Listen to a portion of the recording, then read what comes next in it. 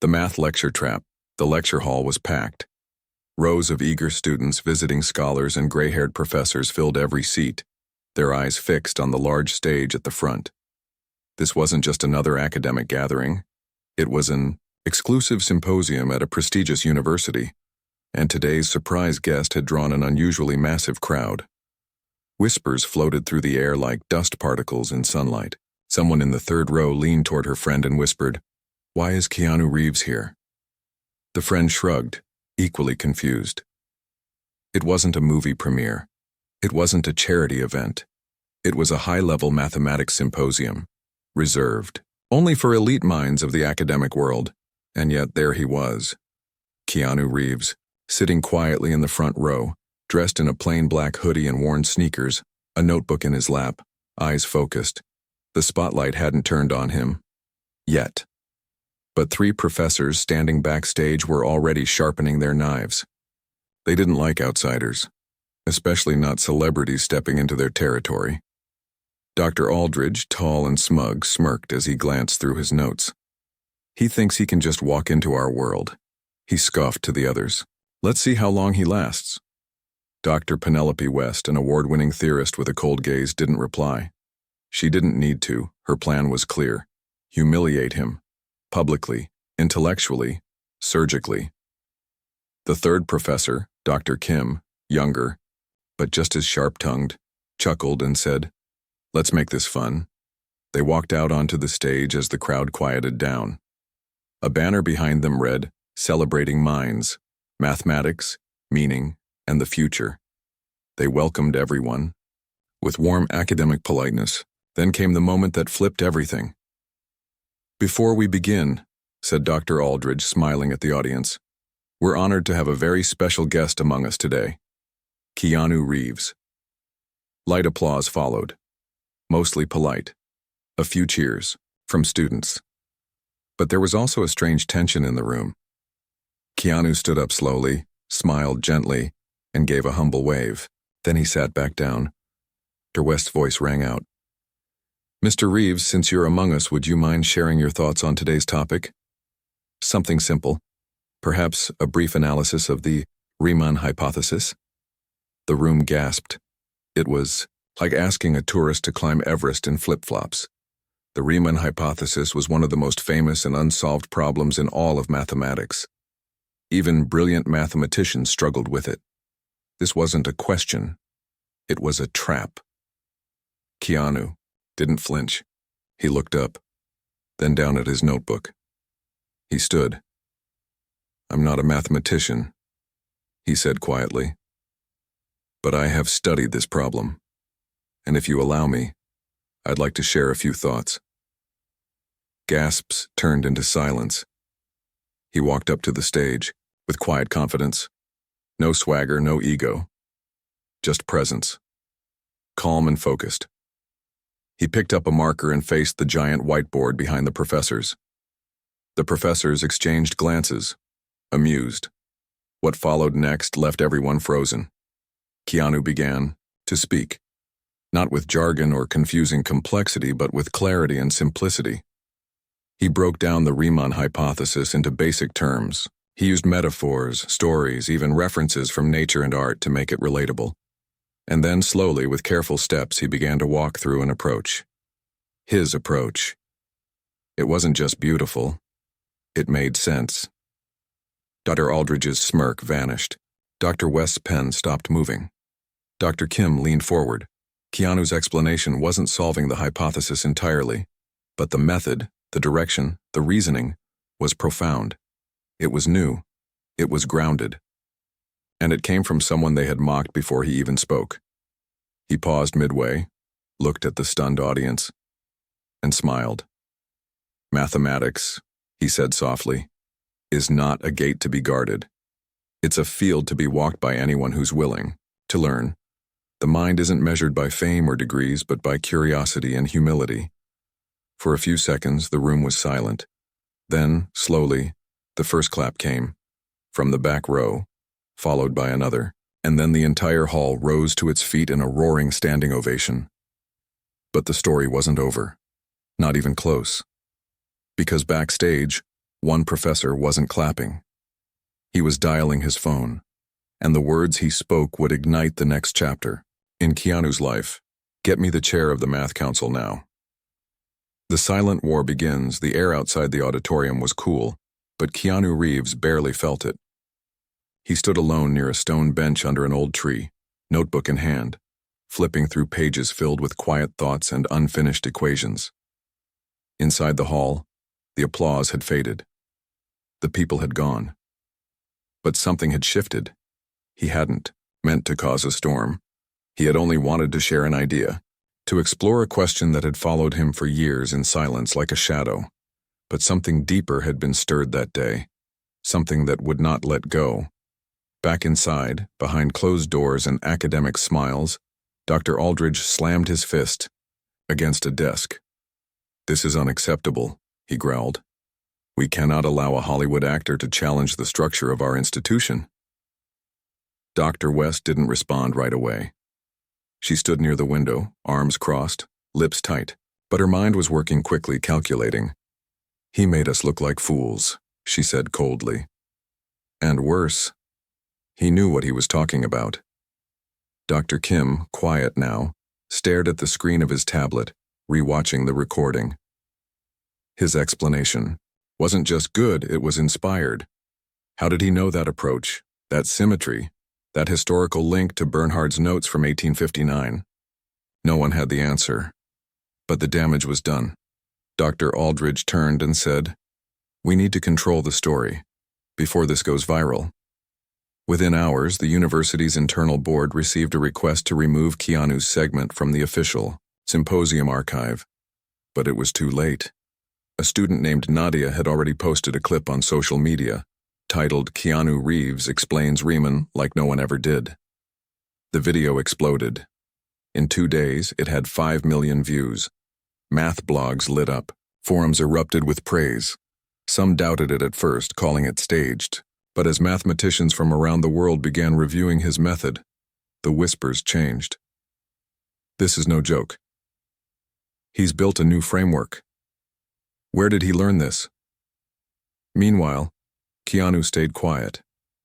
He returned to his small home in the mountains outside Los Angeles. He lived simply. Books, plants, peace. Math had always been his private escape. When he was young, he'd struggled in school.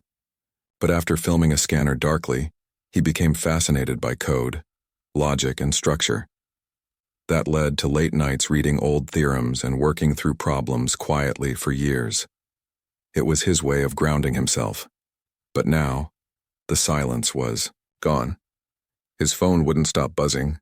Reporters, talk shows, universities, even tech billionaires wanted to meet, but he declined every offer. Instead, he sent one email.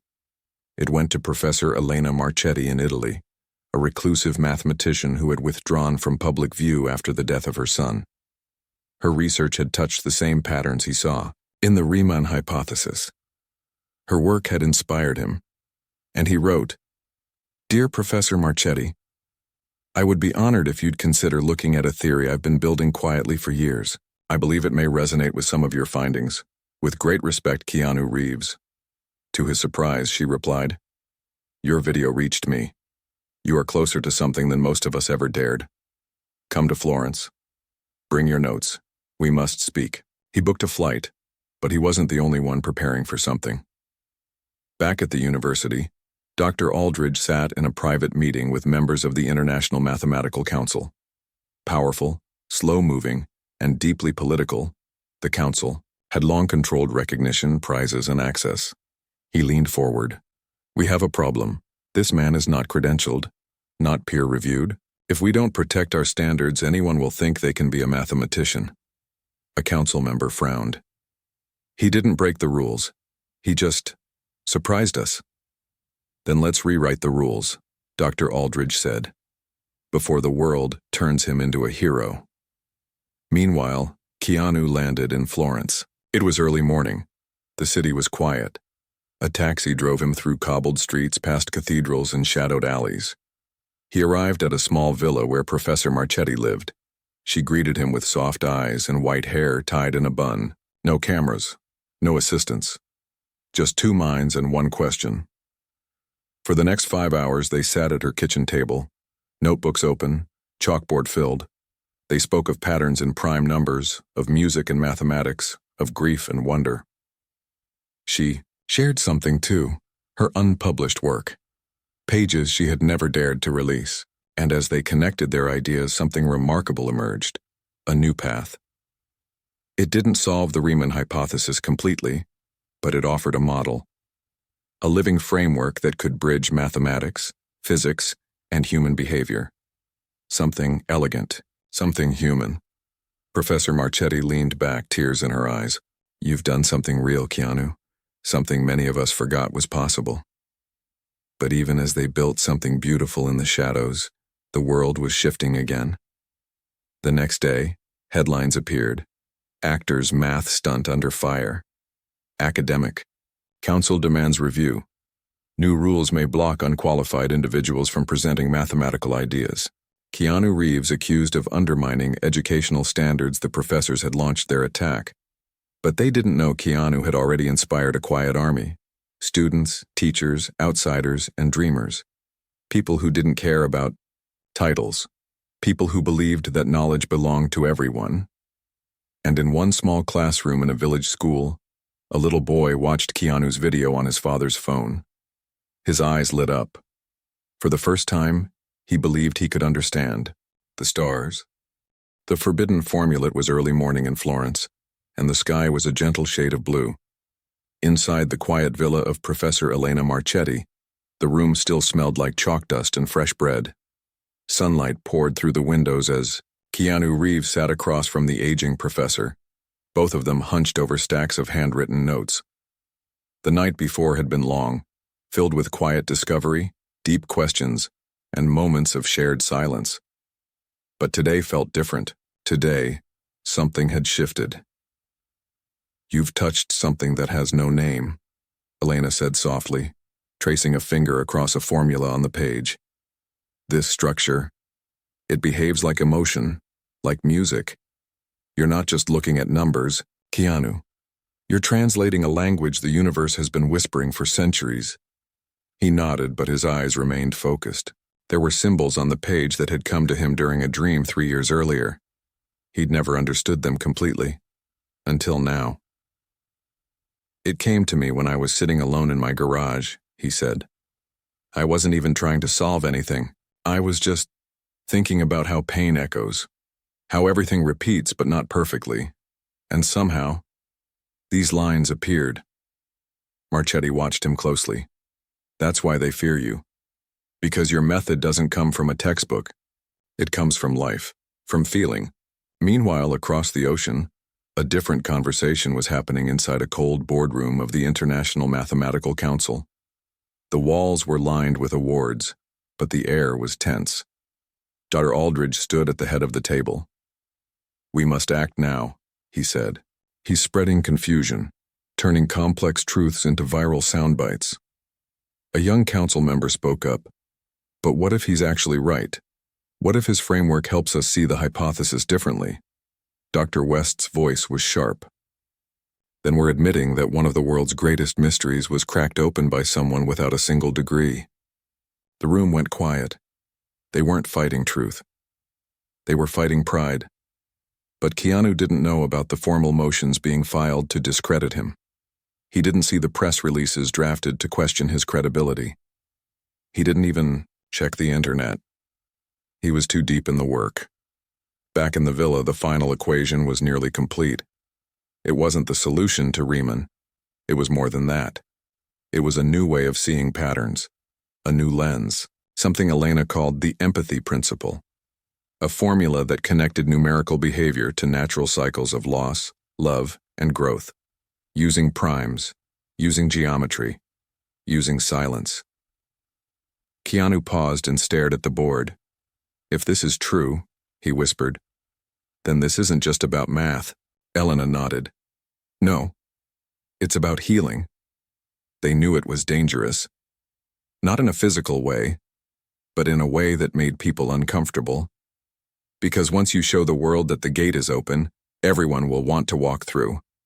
But just as They were discussing how to publish the work quietly. A knock came at the door. A tall man in a dark coat stood outside. He spoke perfect Italian, but his badge said otherwise. He wasn't police. He was private security. Behind him stood a man in a suit wearing a pin that belonged to a powerful academic organization. "Mr. Reeves, we're here on behalf of the council," the suited man said. "We've received concerns about your recent work. We believe it may be unsafe to release unreviewed material to the public. We kindly ask you to hand over all research related to the Riemann model you've been developing." Keanu stepped forward, calm but firm. "It's not your decision," he said. "This work belongs to everyone." The man's eyes narrowed. "You're not a mathematician. You're an actor. Let the professionals handle this." Elena Marchetti stood beside Keanu. Her voice was quiet but strong. "Then call me what you want," she said. "But if truth knocks, I open the door." The men left, but the message was clear. The pressure was rising. That night, Keanu and Elena uploaded the full framework to a decentralized scientific archive. No copyright, no control, just raw, open truth. The post was titled, "A Human Approach to Prime Patterns, a Collaboration in Kindness." Within hours, it was downloaded across the world. Students printed it. Teachers discussed it. Coders in basements ran simulations. And slowly, quietly, things began to change. One professor in Tokyo published a paper using their lens to explain chaos theory. A young girl in Argentina created a math art piece based on their spiral model. A retired engineer in Egypt wept after understanding a concept he'd struggled with for 40 years. But not everyone was pleased. The council called an emergency summit. Dr. Aldridge paced the stage in front of 30 international leaders in mathematics. His voice echoed, "We must reject this, we must reject him. This is a circus, not science." Yet for the first time, someone raised their hand. An old French scholar, one of the most respected in the field, stood slowly. "I was wrong to laugh," he said. "I read his work. I cried. Not because it was perfect, but because it reminded me why I fell in love with numbers." And then another hand, and another, and suddenly the wall began to crack. The council couldn't stop the movement anymore. Not with press. Not with pressure. Because something more powerful had entered the scene. Hope. And somewhere far from the boardroom, a janitor mopped the floor of a school in India. His son sat at a small desk, copying Keanu's notes from a downloaded PDF. The boy looked up. "Papa, I understand it now. The numbers, they're like music."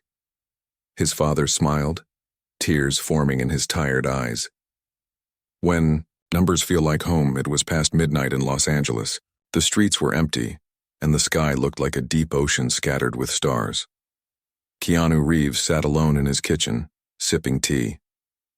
The only light came from the notebook spread out in front of him. Even though the research was already published, he couldn't stop thinking. Not because he doubted it, but because something inside him had changed. His entire life, he had been seen through a narrow lens. The action star, the quiet man, the mysterious loner.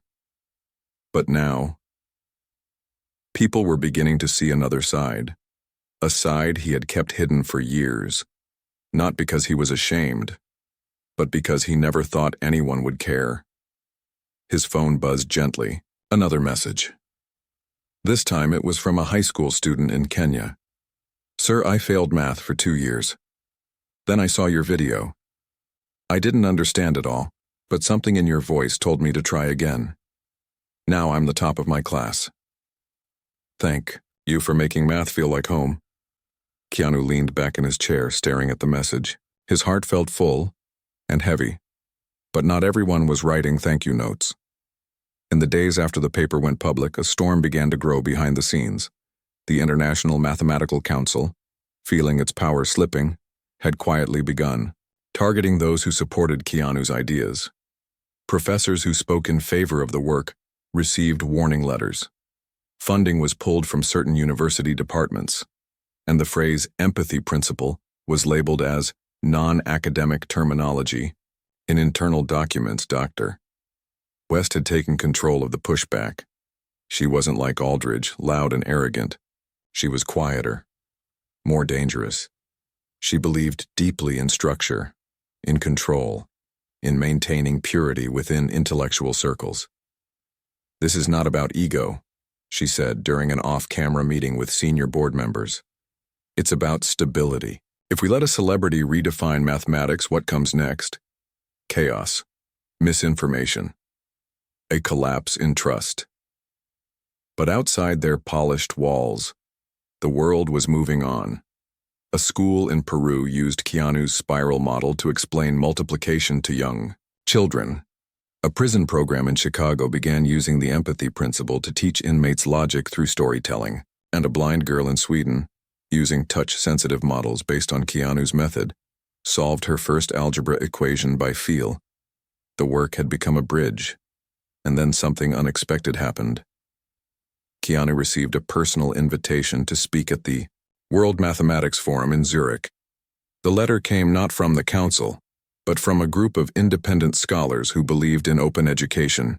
It read, "You've shown us that math isn't just in books, it's in hearts, in rhythm, in breath. Please come, we don't want a lecture, we want a conversation." He hesitated. He knew attending would stir things further. He would be walking into a storm. But something inside told him he had to go, not to defend himself, but to stand beside those who felt voiceless. Days later, he arrived in Zurich. The room was packed, again. But this time, it wasn't just academics. It was a mix of teachers, students, coders, artists, musicians, and thinkers from every corner of life. As Keanu stepped onto the stage, cameras rolled. The world was watching. He took a deep breath and began. "I'm not here to prove anything," he said gently. "I'm just here to ask a question." He turned to the board and wrote a single sentence. What if numbers could feel? A wave of stillness passed through the crowd. Maybe math was never just about answers, he continued. Maybe it was a mirror, a way to see ourselves, to understand why things repeat, why things break, why things grow. The empathy principle isn't about solving equations. It's about remembering that every problem was once a story. He paused, looking down. And sometimes the person with the cleanest hands doesn't find the truth. Sometimes it's the one with scars. The one who's fallen. The one who listens. The crowd stood. Not with claps of victory, but with quiet respect. People cried. People smiled. Some even closed their eyes. Because for the first time, math didn't feel like a wall. It felt like a doorway. But backstage, not everyone was moved. Dr. West stood in a corner, arms folded. She wasn't angry. She was worried. "If we don't stop this," she whispered to herself, "he'll change everything." And so she made a call. A private meeting was arranged in Geneva, attended by powerful voices in education, science, and global tech. Their goal wasn't public. It was something darker. To remove Keanu's name from academic history. They called it the Containment Initiative. Meanwhile, Keanu left the forum without fanfare. He didn't stay for the interviews. He didn't wait for praise. He just walked into the snowy streets, hands in his pockets, quiet as always. But deep down, he knew something was coming. Something big. And this time, it wouldn't be a question on a chalkboard. It would be a fight for truth itself. The deletion. Order. The snow fell gently in Geneva, soft and silent, but inside the tall glass building near the lake, silence meant something else. Danger. 12 people sat around a long oval table, each holding power over different parts of the world's academic and digital systems. They weren't politicians. They weren't movie stars. They were the gatekeepers, the ones who decided which knowledge was official and which would be erased. On a large screen behind them was a single name, Keanu Reeves. Dr. West stood at the head of the table, her voice calm but firm. "We're not discussing a man," she said. "We're discussing a symbol that could break our structure." One of the members, an older woman from Cambridge, looked uneasy. "But he's done nothing illegal. His theory is open. People are using it. Students, artists, even scientists. Which is exactly the problem, Dr. West replied. It's spreading without filters, without control. He has no credentials, yet people call him a genius. If we allow this, the gate is open forever. Someone from a major search engine company nodded. If you approve, we can begin the digital downgrade immediately. Suppress his work in search results, flag it as speculative. A man from an education board added, we'll start reviewing curriculums. Any references to the empathy principle can be labeled as non-academic and removed. It was done. The deletion order was signed. At first, it was quiet. Keanu didn't notice anything. He spent his days in peace visiting local libraries, meeting young students, and helping them understand simple math concepts using stories and shapes. But then strange things began to happen. His paper on the open archive vanished. Videos using his method were quietly removed or demonetized. Teachers who had adopted his approach were suddenly warned or reassigned. Even his name, once linked to hopeful stories about math, now returned search results full of doubt, criticism, and discredit. The narrative was shifting. One evening, he got a call from Elena Marchetti. Her voice trembled. Keanu, they came to my home. They said I must retract my support or lose my funding. They threatened my granddaughter's scholarship. I'm so sorry. Keanu felt the weight of her words like a stone on his chest. He didn't blame her. He never would. But it was clear now. This was war. Not a war of fists or bullets, a war of silence. He sat in his garden for hours that night under the stars, wondering what to do. He thought about walking away. Maybe that would bring peace. Maybe if he just stayed quiet, the storm would pass. But then, a small voice broke the silence. Mr. Keanu, a girl's voice said from the gate. It was Layla, the daughter of a local nurse. She came by sometimes to ask him about numbers. My teacher said you were wrong, she said quietly. But I still believe you. I still remember how you made me feel smart. He smiled, not because he was proud, but because he suddenly remembered why he started in the first place. Thank you, he said softly. That night, Keanu made a decision. If they were going to erase him from the system, he would go where no system could reach. The people. He began traveling, not to universities, not to forums, but to villages, inner-city schools, shelters, and forgotten places. Places where knowledge wasn't about prestige, it was about survival. He taught children how to use stories to solve patterns. He taught parents how to teach math with food, music, and emotion. He shared his method not on fancy slides, but on napkins, blackboards, park benches, and everywhere he went, the same thing happened. Eyes lit up. Not just with understanding, but with self-belief. Soon others joined. A busker in London turned the empathy principle into a street performance. A prison teacher in Brazil used it to stop gang fights by teaching inmates how to find control in chaos. A group of refugees built a learning center with nothing but a tarp, a stick, and Keanu's spiral model drawn in the dirt. The system couldn't stop it anymore, because it had moved beyond platforms.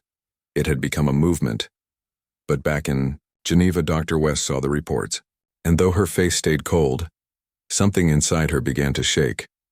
She stared at the data showing how his work had reached 41 countries in just 3 weeks, despite every wall they built. And then she read a message sent to the council's internal system. You cannot delete a feeling, and you cannot erase a seed that has already taken root. Signed, a teacher from Nepal. West turned off the screen. She picked up a folder labeled Final Option and slid it across the table. It's time, she whispered. We go to Phase 3. The room grew still, because everyone knew what Phase 3 meant. Destroy the man. Not just his work. Not just his credibility. His entire image. And somewhere across the ocean, Keanu Reeves walked through a field of children in a rural school, drawing circles in the dirt, showing them how love and numbers can follow the same rhythm, unaware of what was coming next. The genius they couldn't break. The sun rose slowly over a quiet village school in northern India. Birds sang softly. Children laughed as they drew spirals in the dirt. At the center of it all stood Keanu Reeves, gently guiding a group of kids as they worked through a puzzle using stones and leaves. To most of the world, this place didn't exist. But to these children, Keanu was more than just a visitor. He was hope. He was kindness. He was the man who made numbers feel alive. But far away, in dark boardrooms and hidden networks, the final plan was already in motion. Phase 3. Destroy. The man they knew they couldn't kill him. He was too loved. But they could twist the story. Make people doubt what they once believed. A fake article appeared online. Keanu Reeves accused of manipulating educational programs for personal gain. It spread fast. More followed. Doctored emails. Edited videos. Anonymous experts calling him a fraud. Even old friends were contacted by strangers asking suspicious questions, trying to dig for any kind of dirt. Reporters who once praised him were now silent. Sponsors backed away. Speaking invitations vanished. Some of the schools that supported his method were forced to stop using it. Even Elena Marchetti, his friend and partner in discovery, received a cold letter from her own university. We must distance ourselves from non-traditional contributors who lack formal academic history. One by one, doors began to close. And yet Keanu kept moving. When someone tried to stop him from entering a classroom, he taught under a tree. When a video platform removed his teaching clips, children began filming their own versions and sharing them secretly. When he was disinvited from a public event, a farmer invited him to speak in his barn. And every time someone tried to push him down, he stood up, not louder, but calmer. Not angry, but clearer, because he wasn't fighting for himself. He was fighting for the right of a child to believe they could be more. Still, the pressure grew. One night, Keanu sat alone in a train station in Turkey. It was raining. He had just finished teaching at a shelter school for war orphans. His clothes were soaked, his hands tired. An old man sat beside him, holding a worn-out notebook. "Are you the math man?" he asked. Keanu looked at him and nodded. The old man opened the notebook and showed a page filled with numbers and curves. "My son died before he could finish this," he said softly. "But he believed in your idea. It made him feel smart again." Tears formed in Keanu's eyes. "Thank you," he whispered. The next day, something unexpected happened. A famous scientist from Germany who had remained silent through the controversy held a press conference. She stepped in front of the world's cameras and said, "I read his work, not as a fan, but as a scientist. And I'm telling you now, his approach is not only valid, it's revolutionary." Her words spread like wildfire. Others followed. Respected professor in Egypt, a top researcher from Japan. Even members of the council began to speak quietly in support. Dr. West watched as her plans started to collapse. She had tried everything: power, fear, silence. But none of it could erase what had already taken root, because this wasn't just about math anymore. It was about truth. It was about light. And you can't unlight a candle once it's burned into someone's heart.